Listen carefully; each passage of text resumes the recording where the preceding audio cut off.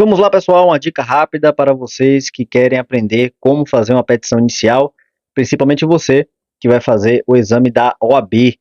Vamos lá? Primeira coisa, de modo muito rápido, de modo muito sucinto, para que você compreenda perfeitamente.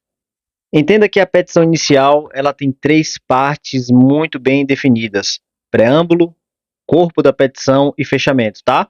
A petição inicial, ela possui três partes bem definidas: preâmbulo, corpo da petição e o seu fechamento. Vamos lá? Vamos agora falar rapidamente do preâmbulo. O que vem a ser o preâmbulo? Percebam vocês que o preâmbulo ele é formado pelo endereçamento, a qualificação do autor, a menção ao advogado do autor, o fundamento legal da peça, o nome da peça e a menção ao réu.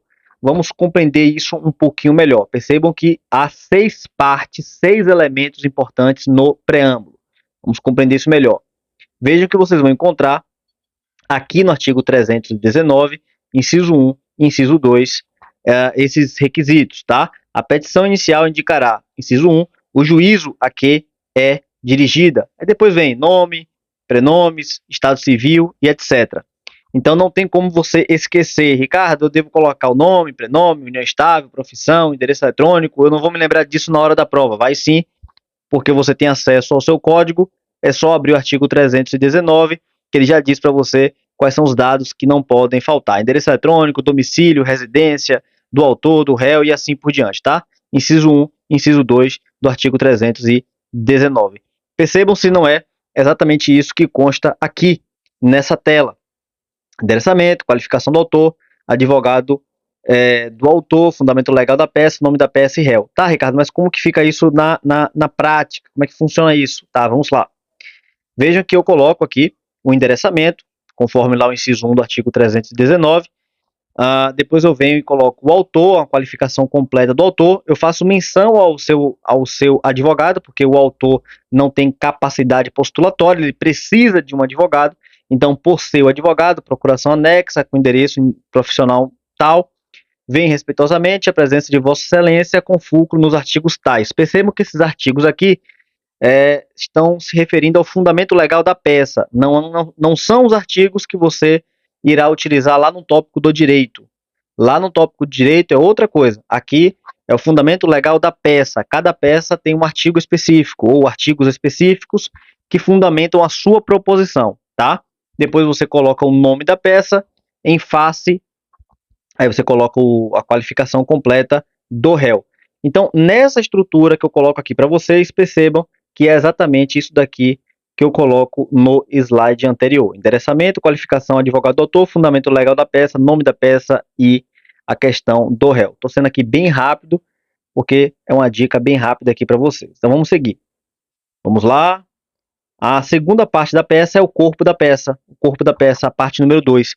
Percebam que justiça gratuita só haverá o tópico da justiça gratuita se de fato for o caso, se o seu cliente, se for o caso uma avaliação, mencionar que o cliente faz jus ao benefício da justiça gratuita. Então, não necessariamente esse tópico estará em todas as petições, depende se o seu cliente, se a peça, o enunciado fizer menção à questão da gratuidade ou não, tá? Então, nem sempre esse tópico estará na sua petição.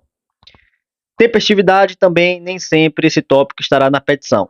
Tempestividade, você lembra que algumas peças têm prazos específicos. Por exemplo, a ação de restituição de indébito,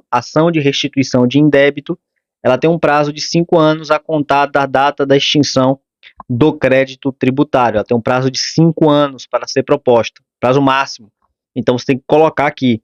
Mandado de segurança, você tem um prazo de 120 dias, o mandado de segurança repressivo.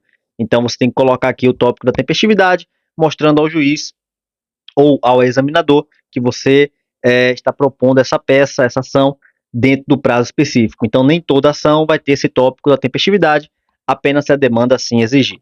Depois vem o tópico dos fatos, em que você vai desenvolver, lógico, os fatos. Se for o enunciado de uma prova, você vai fazer um pequeno resumo, uma síntese. Se for na prática da advocacia, você tem que caprichar aqui para que o juiz entenda o que aconteceu com a parte. O tópico do direito, aqui sim você vai colocar os artigos, a fundamentação jurídica, a fundamentação legal, se houver súmulas, enfim, aqui é a parte jurídica, o direito material mesmo, propriamente dito.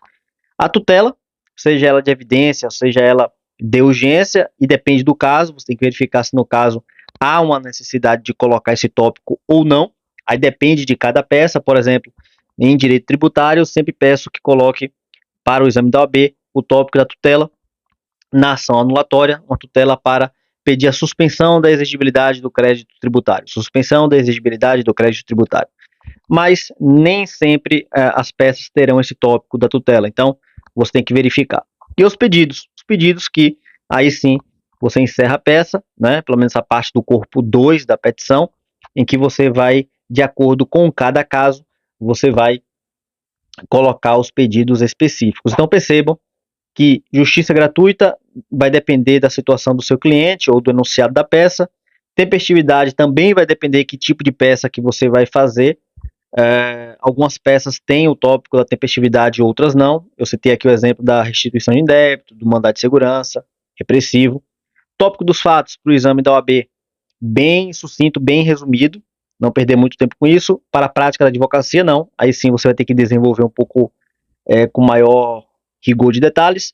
Tópico do direito, aqui sim você vai desenvolver bem esse tópico do direito, principalmente aí para o exame da OAB, que é muito pontuado. Depois tutela, você tem que verificar se tem ou não uma tutela de urgência, evidência, se o caso exige isso, e por fim os pedidos, que depende de cada peça. Aqui no tópico do direito, eu sempre peço que o aluno, seja para o exame da OAB ou a prática da advocacia, faça subdivisões. Então vamos colocar aqui, imaginar que seja o tópico número 2, que você tem apenas o tópico dos fatos, e depois vem o tópico do direito. Tópico número 2, do direito, da fundamentação jurídica. Então eu coloco aqui como exemplo que você encontrou a fundamentação com base no princípio da legalidade e a fundamentação com base no princípio da anterioridade. Então, ao invés de você escrever um texto corrido, é melhor que você faça uma subdivisão e no tópico do princípio da legalidade você se concentra nessa argumentação, no tópico do princípio da anterioridade você se concentra em outro tipo de argumentação. E aí, basicamente, como é que funciona cada subtópico desse?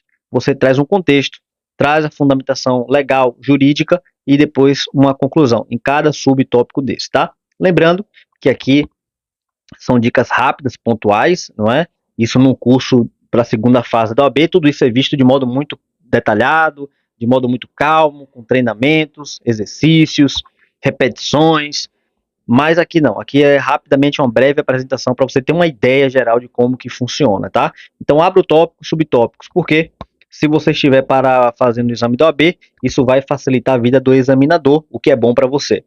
Se você estiver na prática da advocacia, a mesma coisa vai se tornar algo mais didático para quem está lendo e para quem vai julgar.